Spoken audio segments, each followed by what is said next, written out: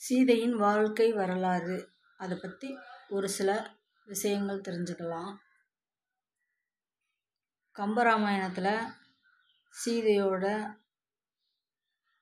வரலாறு ரொம்ப இன்ட்ரெஸ்டாக ஸ்கூல் லைஃப்லேயும் படிச்சிருக்கேன், வெளியிலையும் கேட்டு தெரிஞ்சுட்டு படங்கள்லையும் பார்த்து தெரிஞ்சிருக்கேன். ராமர் சீதை அவங்களோட வாழ்க்கை வரலாறு.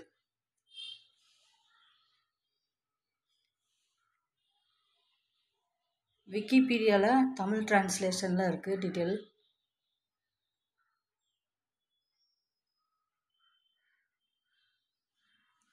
ஜனகன்கிற மன்னன்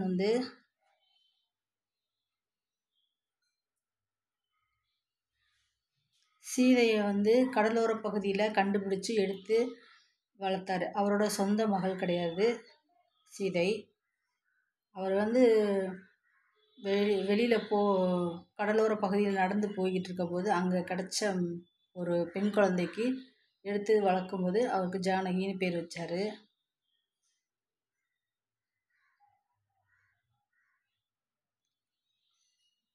நான் சின்ன வயசில் நான் சிலபஸாக தமிழ் புக்கில் இருந்து கம்பராமாயணம் சம்மந்தமாக டீட்டெயில் படித்து தெரிஞ்சுக்கிட்டது என்னென்னா,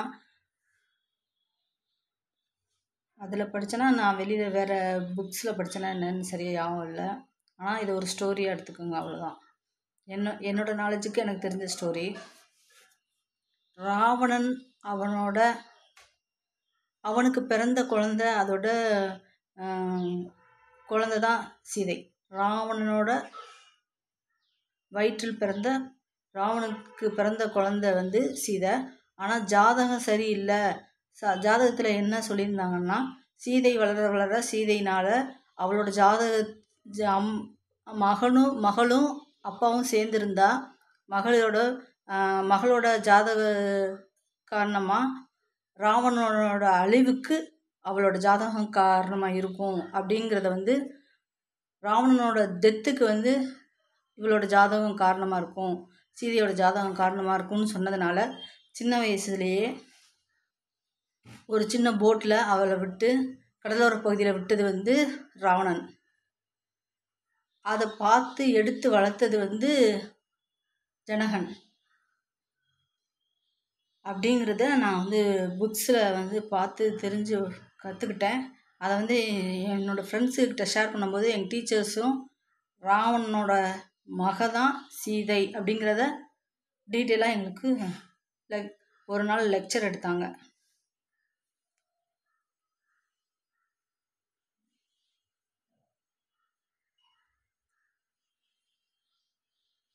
இது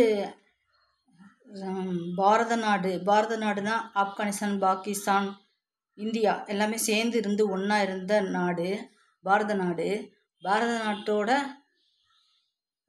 ஏன்ஷியன்ட் டைமில் பல நூற்றாண்டுகளுக்கு முன்னாடி, பல ஆயிரம், கிட்டத்தட்ட ஒரு 7000 இருக்கலாம், அவ்வளோ வருஷத்துக்கு முன்னாடி நடந்த ஒரு கதை.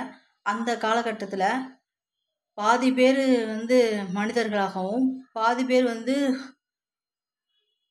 ஹனுமன் மாதிரி வாளோட இருந்திருக்காங்க. ரெண்டு பீப்புளும் ஒன்றாவே சேர்ந்து மிங்கிளாகி இவங்களுக்கு அவங்க ஹெல்ப் பண்ணுறது, அவங்களுக்கு இவங்க ஹெல்ப் பண்ணுறது, முழு மனிதர்களாக கன்வெர்ட் ஆகாமல் குரங்கு வடிவத்திலே இருந்த மனிதர்களோடையும் சேர்ந்து வாழ்ந்த காலகட்டம்தான் ராமாயணம்.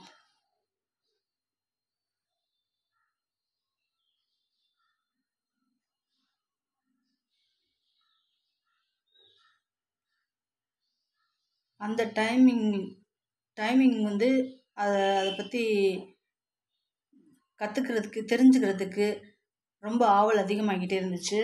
சிறு வயதில் நான் ஒரு 5 வயசு 6 வயசுல இருந்தே சீதையை பற்றி எவ்வளோ ஓல்டு மூவியாக இருந்தாலும் எல்லா மூவியுமே நான் பார்த்துருக்கேன்.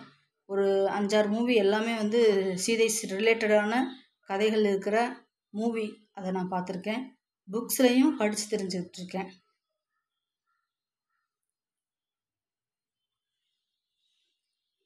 அதனால் எனக்கு தெரிஞ்ச சில டீட்டெயில்ஸில் மட்டும் நான் சொல்லணும்னு ஆசைப்பட்றேன்.